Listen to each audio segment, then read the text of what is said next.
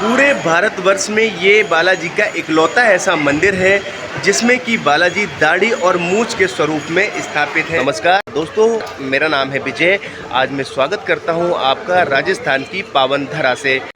राजस्थान राज्य के चुरू जिले में स्थित एक ऐसा मंदिर जो अपने आप में विशेष है और अपनी अलौकिक शक्तियों की वजह से पूरे विश्व में जाना जाता है।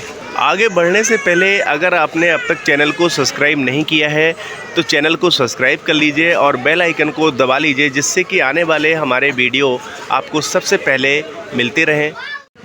सालासर बालाजी का यह मंदिर अपनी अलौकिक शक्तियों की वजह से पूरे विश्व में विख्यात हो चुका है। सालासर बालाजी को दाढ़ी मूंछ वाले बालाजी के रूप में भी जाना जाता है, क्योंकि इस मंदिर में बालाजी दाढ़ी और मूंछ के स्वरूप में स्थापित है। मंदिर का जो टाइमिंग है वो प्रातः 5 बजे से मंदिर खुल जाता है और रात को 9 बजे तक बालाजी के दर्शन आप कर सकते हैं। सालासर बालाजी के प्रकट होने की कथा जितनी चमत्कारी है उतने ही चमत्कारी बालाजी हैं। कहा जाता है कि भक्तों को कभी भी निराश नहीं करते हैं बालाजी, और अपने भक्तों के दुख हरने वाले हैं। सालासर बालाजी की कथा के अनुसार इनके एक परम प्रिय भक्त थे मोहनदास जी महाराज। मोहनदास जी महाराज को स्वप्न दिया कि हम मूर्ति के रूप में प्रकट होंगे। अपने द्वारा दिए गए वचन को पूरा करने के लिए नागौर जिले के असोटा गांव में सन 1811 ईस्वी में बालाजी प्रकट हुए। बालाजी के प्रकट होने की कहानी बड़ी ही रोचक है और कहानी कुछ इस प्रकार है। असोटा गांव का किसान अपने खेत में जुताई कर रहा था, वो हल चला रहा था। उसके हल से जो निचला हिस्सा हल्का होता है उससे कोई भारी चीज़ टकराई। उसने हल को जब रोक करके देखा तो उसमें बड़ा पत्थर था नीचे। उसको उसने अपने गमछे से साफ़ किया। साफ़ करने के बाद उसको उस पत्थर में बालाजी की तस्वीर नज़र आई। इतनी ही देर में किसान की पत्नी किसान के लिए खाना लेकर के आ गई। खाने में जो था वो बाजरे का चूरमा था। तो बड़ी श्रद्धा भाव से किसान और किसान की पत्नी ने बाजरे के चूरमे का बालाजी को भोग लगाया। वो परंपरा आज भी चली आ रही है। बालाजी के मंदिर में आज भी चूरमे का भोग लगता है। बालाजी के प्रकट होने की खबर पूरे गांव में हवा की तरह फैल गई। उस गांव के जो ठाकुर साहब थे चंपावत सिंह, उन्हें भी पता लगा, तो उन्होंने उस मूर्ति को अपनी हवेली में बुलवा लिया। बालाजी ने ठाकुर साहब को स्वप्न में आदेश दिया कि इस मूर्ति को सकुशल सालासर भेज दिया जाए बैलगाड़ी के द्वारा, और बैलगाड़ी नागौर ज़िले के असोटा गांव से चलाई जाए और जब तक उसको चलाते रहें जब तक वो सालासर ना पहुंच जाए। सालासर पहुंचने के बाद बैलगाड़ी जहां पर अपने आप से रुक जाए वहीं पर हमारी स्थापना करा दी जाए। इधर सालासर से बाबा मोहनदास जी महाराज ने ठाकुर साहब को खबर भेजी कि मूर्ति को आप सालासर भेज दीजिए। तो ठाकुर साहब बड़े आश्चर्य में पड़ गए कि बाबा मोहनदास जी महाराज को कैसे पता लग गया। बालाजी के आदेशानुसार ऐसा ही किया गया। पूरी भजन मंडली के साथ गाजे बाजे के साथ उस मूर्ति को असोटा गांव से सालासर के लिए प्रस्थान कर दिया गया। सालासर आने के बाद जब बैलगाड़ी अपने आप से रुक गई तो उसी जगह पे बाबा मोहनदास जी महाराज ने श्री बालाजी की स्थापना करवा दी। आज भी जो मंदिर विशाल मंदिर स्थापित है उसी जगह पे बना हुआ है। पूरे भारतवर्ष में ये बालाजी का इकलौता ऐसा मंदिर है जिसमें कि बालाजी दाढ़ी और मूंछ के स्वरूप में स्थापित है। इसके पीछे की एक मान्यता है कि मोहनदास जी महाराज को जब स्वप्न में बालाजी ने दर्शन दिए तो दाढ़ी और मूंछ में ही बालाजी ने दर्शन दिए थे मोहनदास जी महाराज को। तो मोहनदास जी महाराज ने आग्रह किया था बालाजी से कि प्रभु जब भी आप प्रकट होना तो दाढ़ी और मूंछ के स्वरूप में ही प्रकट होना।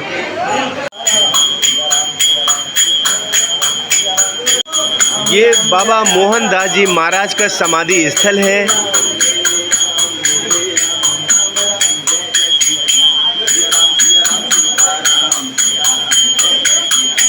बाबा मोहनदास जी महाराज ने इस जगह पे जीवित समाधि ली थी। ये खेसड़ी का वृक्ष है। दर्शन करने के बाद जैसे ही आप निकलेंगे थोड़ा सा, खेसड़ी का वृक्ष है, इसमें लोग नारियल वगैरह बांधते हैं अपनी मनोकामना के लिए। तो आप दर्शन करने आए तो यहाँ पे नारियल वगैरह आप भी बांध सकते हैं। ये धूणा है, जब आप दर्शन करने के उपरांत बाहर निकलेंगे तो ये धूणा आपको जलता हुआ मिलेगा इस तरीके से। इसको बाबा मोहनदास जी महाराज ने प्रज्वलित किया था और ये हमेशा इसी तरह से जलता रहता है। इसमें से भक्त जो हैं वो भभूत वगैरह ले जाते हैं, जो कि कष्ट निवारक, दुखों को हरने वाली मानी जाती है। तो जब भी आप बालाजी के दर्शन करने के लिए आएँ तो इसमें से, ये धूणा में से भभूत ज़रूर अपने घर पे ले जाएँ। जहाँ पर धूणा है वहीं पर बिल्कुल बराबर में ये वृक्ष, जो खेसड़ी का वृक्ष है, ये बहुत पुराना वृक्ष है। ऐसा कहा जाता है कि इसी के छांव में बैठ के बाबा मोहनदास जी अपना अध्यात्म, अपनी भक्ति किया करते थे। मंदिर के अंदर आपको सवा मनी प्रसाद की व्यवस्था भी मिल जाती है। ये अगर आप सवा मन प्रसाद मंदिर में चढ़ाना चाहते हैं तो मंदिर के अंदर से पर्ची कटवा के यहाँ पे ऑर्डर दे सकते हैं और वो प्रसाद बालाजी को भोग लगाने के बाद भक्तों में वितरित कर दिया जाता है। एक बहुत ही इंटरेस्टिंग चीज़ आपको दिखाता हूँ। जब बैलगाड़ी से असोटा गांव से बालाजी को सालासर तक लाया गया था, ये वही बैलगाड़ी आज भी शीशे के अंदर बंद रखी हुई है। आप देख सकते, थोड़ा सा उतना क्लियर नहीं दिख रहा है क्योंकि शीशे के अंदर बैलगाड़ी है। ये जो पहिया आप देख रहे हैं, ये जो पहिया है बैलगाड़ी का, ये वही बैलगाड़ी गेट नंबर 1 पर दोनों तरफ, एक इस तरफ और एक इस तरफ, दोनों तरफ वो बैलगाड़ी अभी भी रखी हुई है। सालासर बालाजी धाम में वर्ष में 2 बार भव्य मेलों का आयोजन किया जाता है। चैत्र मास की पूर्णिमा को और अश्विन पूर्णिमा को यहाँ भव्य मेलों का आयोजन होता है।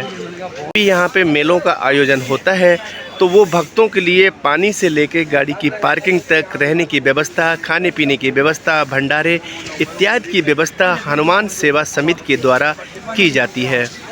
सालासर बालाजी धाम की पवित्र धरा पर प्रवेश करते ही एक अलग तरह की मन को शांति मिलती है, जिसको शब्दों में बयां नहीं किया जा सकता है। अब बात कर लेते हैं कि आप सालासर धाम कैसे पहुंच सकते हैं। तो सालासर धाम आने के लिए कोई डायरेक्ट ट्रेन की सुविधा उपलब्ध नहीं है। जयपुर से तकरीबन 170 किलोमीटर, दिल्ली से 300 किलोमीटर और सीकर से 55 किलोमीटर तथा सुजानगढ़ से 25 किलोमीटर की दूरी पे सालासर धाम स्थित है। आप आ सकते हैं टैक्सी कार से और बस से यहाँ पर पहुँचा जा सकता है। सालासर धाम बालाजी दर्शन का ये सफ़र आपको कैसा लगा है, हमें कमेंट करके बताइए। वीडियो अगर पसंद आया हो तो जय श्री बालाजी लिख के आप अपनी हाज़िरी लगा दें कमेंट में। वीडियो को ज़्यादा से ज़्यादा शेयर करें। इसी के साथ जय श्री राम, जय श्री बालाजी। प्रभु आपकी लीला अलौकिक है, अकल्पनीय है, अपरंपार है।